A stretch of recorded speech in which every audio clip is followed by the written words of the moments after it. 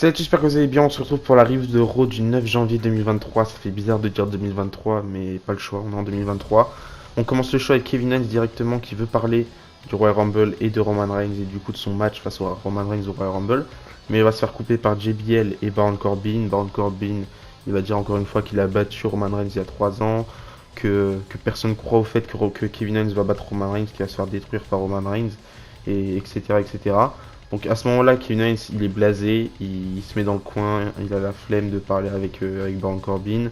JBL, il demande à Kevin Owens de mettre un petit peu de respect, de donner un peu de respect à Baron Corbin. À ce moment-là, Kevin Owens challenge Baron Corbin pour un match. Donc on a un match directement qui se lance entre Kevin Owens et Baron Corbin.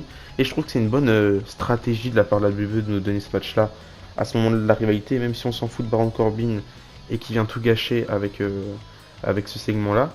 Bah, c'est une bonne idée parce que Baron Corbin il a battu du coup Kevin Owens il y a 3 ans. Et là dans ce match là, Kevin Owens va battre clean et assez rapidement Baron Corbin. Peut-être pour nous vendre un petit peu le fait que c'est peut-être pas joué entre Roman Reigns et Kevin Owens, c'est qu'il y a peut-être une chance pour que Kevin Owens batte Roman Reigns.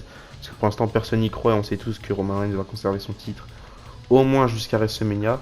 Je sais pas jusque quand, mais j'imagine jusqu'à WrestleMania déjà. Donc je trouve que c'était une bonne idée de faire remporter le match à Kevin Owens. Et en plus, Baron Corbin, à chaque match, il les gagne. Donc là, ça lui fait une petite défaite, ça lui fait pas trop de mal. Donc victoire de Kevin Owens. Après le match, comme d'habitude, on a Bloodline qui attaque Kevin Owens, mais il va réussir à les repousser avec une chaise. On aura Adam Pearce plus tard qui va nous annoncer que dans le main event du coup de Raw, on aura un tag team tournament match avec plusieurs équipes. Et le vainqueur de ce tag team turmoil, ils auront une opportunité au titre par équipe de Raw des Usos. Seulement les titres par équipe de Raw, pas que ceux de SmackDown, donc ça veut probablement dire qu'on aura une séparation. J'imagine que s'ils nous annoncent ça, c'est pas pour que l'équipe qui challenge perde le match. Donc peut-être qu'on se dirige aussi vers une séparation des titres pour Roman Reigns, je sais pas, on s'approche du Rumble, donc tout est possible. On verra bien. Et ils nous annoncent aussi un match entre Dolph Ziggler et Solo Sikoa un peu plus tard dans la soirée. Mais en attendant, on a Alexa Bliss qui débarque, elle monte sur la table des commentateurs. Elle va dire que Bianca Belair devrait pas avoir peur de Bray Wyatt ou de Uncle Cody, mais qu'elle devrait avoir peur de Alexa Bliss parce qu'elle a le monde dans ses mains et que c'est elle le visage de la peur, le visage du mal. Donc elle a le monde dans ses mains, la fameuse phrase mythique de Bray Wyatt. À ce moment-là, on a Uncle Cody qui débarque, il va juste rigoler, rien de plus. Et on a aussi Alexa Bliss qui disait qu'elle allait utiliser son pouvoir pour remporter le match, enfin remporter le titre de Bianca Belair. Mais la chose que je comprends pas, c'est pourquoi elle nous dit ça maintenant, alors elle aurait pu le faire la semaine dernière. C'est incompréhensible. Mais bon, je vais pas vous donner mon avis sur cette histoire-là. Je pense que vous connaissez un petit peu mon avis et ce que je pense de tout ça. Mais enfin bref. Ensuite, on aura un match entre Bayley et Mia Yim, mais juste avant le match, on aura Bayley qui va dire à Dakota Kai et Io Sky qu'elles ont fait un bon boulot la semaine dernière en battant l'équipe du coup de Becky Lynch et Mia Yim, et que du coup elles peuvent se reposer.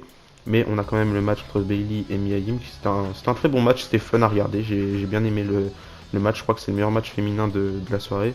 Peut-être qu'il y en avait un autre que j'ai bien aimé aussi, mais en tout cas c'était un très très bon match. Victoire de Bayley qui remporte le match avec un roll-up. Il protège un petit peu Mia Yim, mais j'en ai marre des finishes avec les roll-up. Avant, je m'en plaignais pas trop des roll-up, mais là, ça fait beaucoup quand même. On a beaucoup de roll-up. Je crois qu'on en a eu plusieurs pendant la soirée. C'est dommage qu'à la WWE, on ne sait pas terminer des matchs facilement en weekly. C'est juste un petit peu dommage. Ensuite, on va nous annoncer que Johnny Gargano souffre d'une entorse au ligament au niveau de son épaule et que du coup, il sera absent pendant plusieurs semaines, plusieurs mois. Je sais pas du tout. J'ai pas été informé sur ça. Je pense qu'il va peut-être louper le Royal Rumble, même si sur Twitter il nous dit qu'il devrait être de retour et qu'il espère être prêt pour le Royal Rumble. Du coup, on a Candice LeRae qui est en backstage pour donner un petit peu des nouvelles de Johnny Gargano. Elle dit qu'il ne participera pas au Tag Team Turmoil, assez logique, parce que déjà il n'a pas de partenaire, j'imagine. Enfin, peut-être Dexter Lumis, mais bon, on s'en fout un petit peu de Dexter Lumis. Donc il ne participera pas au Tag Team Turmoil. Il doit être à 100% avant de catcher. Et ensuite, on a Candice LeRae qui parle de son futur. Elle dit que le Royal Rumble approche, que tout le monde rêve de ça. Mais on a Rhea Ripley qui débarque pour dire que Candice LeRae est assez folle de penser qu'elle peut remporter le Royal Rumble. Parce qu'elle va la briser. Et donc Candice LeRae challenge à ce moment-là Rhea Ripley pour un match. Donc elle accepte et plus tard dans la soirée, on aura un match entre Candice LeRae et Rhea Ripley. Ensuite, on aura Austin Theory qui va débarquer juste avant de se faire stopper par Seth Rollins. D'ailleurs, Seth Rollins va enlever une de ses béquilles pour prouver qu'il peut encore marcher. Donc là, on aura encore Theory qui va dire que si Seth Rollins c'est la montagne, bah lui, il est l'apogée de la WWE. Ensuite, il va dire que Rollins, il est bon, mais que maintenant, il l'a surpassé et qu'il est prêt à accomplir plein de choses, comme quand il va remporter le Royal Rumble 2023. et non seulement être champion des États-Unis, mais champion indisputé en battant Roman Reigns. Ensuite, on aura Seth Rollins qui va demander du coup à Austin Theory s'il a fini. Ensuite, il va donner des news par rapport à son genou. Il va dire que son genou il n'est pas à 100%, mais que il sera à 100% juste à temps pour qu'il puisse remporter le Royal Rumble et aller dans le main event de WrestleMania. Ensuite, là, il laisse les fans chanter son theme song. Ensuite, il se barre. Mais on a Bobby Lashley qui fait son grand retour d'après les commentateurs, parce que les commentateurs ils overreact le retour de Bobby Lashley. Ça fait à peine un mois qu'il est parti, mais ils overreact. Donc Bobby Lashley revient, il touche même pas à Seth Rollins, il le croise sur la rampe, mais il le touche même pas. Mais il rentre dans le ring, petit spear à Seth Rollins, à Austin Theory. Ensuite, il prend le micro, il dit qu'il s'en fout de savoir qui est dans le Royal Rumble, puisque de toute façon, lui, il est de retour. Et en gros, dans ce segment-là, on réalise qu'on vient de nous annoncer 3 participants au Royal Rumble, sans nous les annoncer officiellement, mais on nous les annonce quand même, parce que t'imagines Seth Rollins dire qu'il va remporter le Royal Rumble, et puis qu'au final, il participe même pas, ce serait un petit peu ridicule. Donc on peut être sûr maintenant qu'on aura ces 3 participants-là qui seront dans le Royal Rumble. En vrai, c'est des bons participants, hein. Je voyais pas un Royal Rumble sans Seth Rollins, même si Seth Rollins, c'est pas le catcheur qui participe le plus au Royal Rumble ces dernières années. Enfin, même s'il a participé à quasi toutes les éditions ces dernières années, c'est pas celui qui a participé au plus de Royal Rumble. Enfin bref. Ensuite, on a le match entre Rhea Ripley et Candice LeRae. Et franchement, le match était sympa. C'était ce match-là que je parlais quand je disais que j'aimais beaucoup celui de Bayley et de Mia Yim. Mais celui-là aussi, il était super bien. J'aime bien voir ce genre de match à Raw. Et cette semaine, on a donné pas mal d'opportunités aux catcheuses féminines d'avoir du temps d'écran. Donc ça fait plaisir. D'ailleurs, on a encore Nikki Cross qui fait qu'espionner Candice LeRae quand elle est en backstage. C'est intéressant en vrai ce qu'ils font avec Candice LeRae. Elle a fait son retour et elle a déjà une meilleure place à la WWE que Johnny Gargano, c'est assez bizarre. Mais la division féminine n'est pas très grande non plus, donc ça fait plaisir pour Candice LeRae qui mérite totalement. Et j'aimerais tellement la voir devenir championne un jour, même si je suis pas sûr qu'elle peut prouver qu'elle a l'étoffe d'une grande championne. Je suis sûr que Candice LeRae pourrait faire quelque chose bien en tant que championne, donc voilà. Et victoire de Rhea Ripley qui remporte le match avec son Riptide, assez logique, c'est l'année de Rhea Ripley.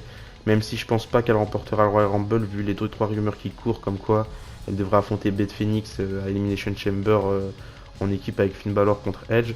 Donc je pense pas qu'elle remportera le Royal Rumble, mais pour moi ce serait le choix le plus logique actuellement en tout cas, en voyant ce qui se passe, en voyant le fait que Charlotte Flair est championne, que Bianca est championne.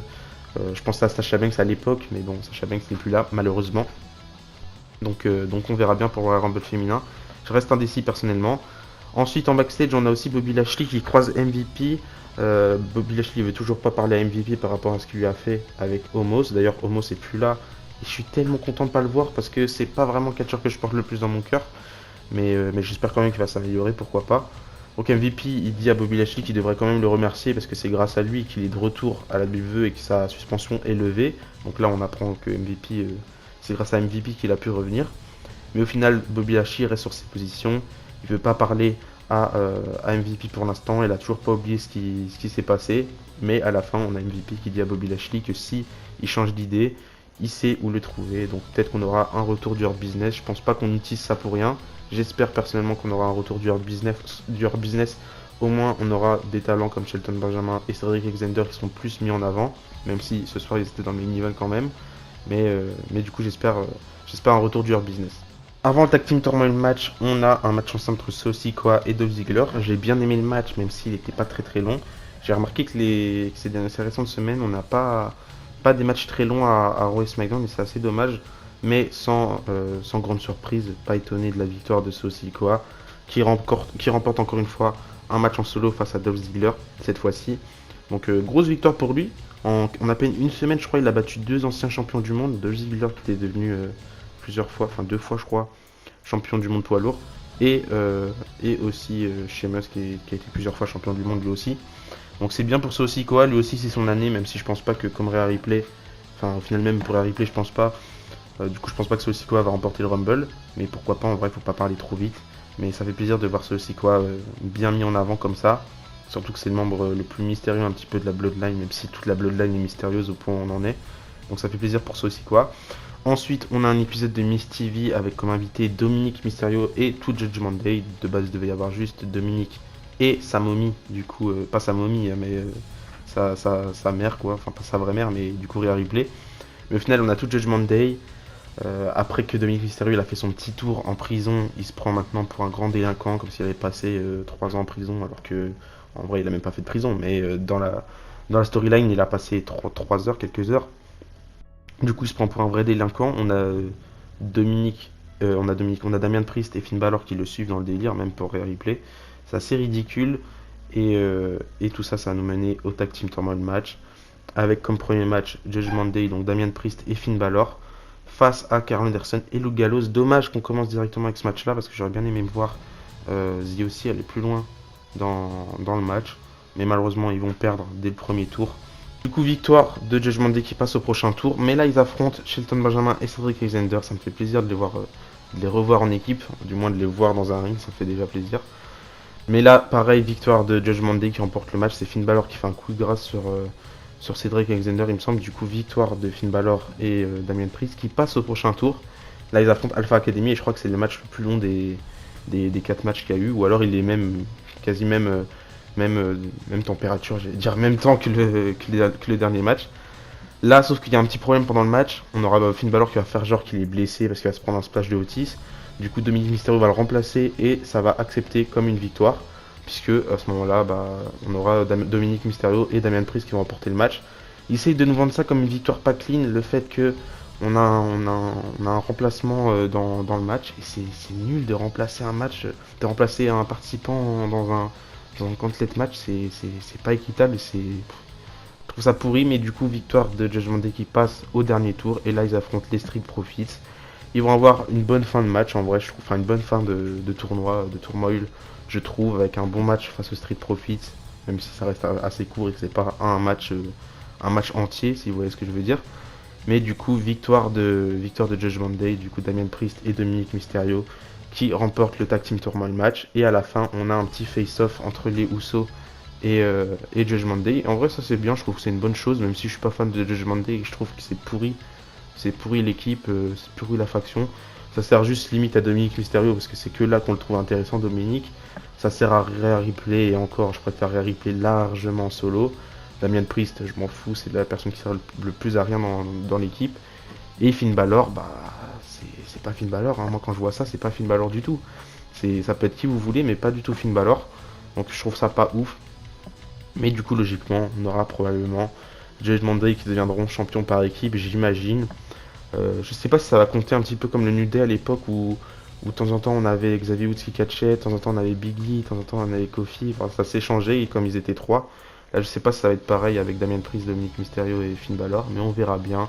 Et on termine l'Euro là-dessus. Donnez-moi votre avis par rapport à ce show dans les commentaires. Moi je trouve que c'était pas le meilleur Raw de tous les temps, hein. Clairement c'était vraiment pas ouf. C'est dommage qu'on avance aussi lentement dans les rivalités et même il n'y a pas assez de contenu. Enfin si, il y a beaucoup de contenu, on a 3 heures d'Euro, mais ils sont pas assez utilisés.